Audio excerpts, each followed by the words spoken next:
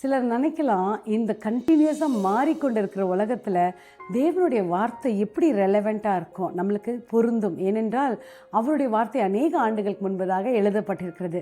ஆனால் சங்கீதக்காரன் அழகாக சங்கீதம் 119 90ஆம் வசனத்தில் சொல்லுகிறார், உம்முடைய வார்த்தை, இங்கிலீஷில் சொல்லுகிறது, never goes out of fashion. Out of ஃபேஷனே ஆகாது, அது நிகழ்காலத்துக்கு ஏற்றதாக இருக்குது என்று சொல்கிறார். அதுக்கு முந்தின வசனத்தில் சொல்கிறார், உம்முடைய வார்த்தை நிரந்தரமாக இருக்கும், நீங்கள் என்ன சொல்கிறீங்களோ அது அப்படி நிலைக்கும் அப்படின்றாரு.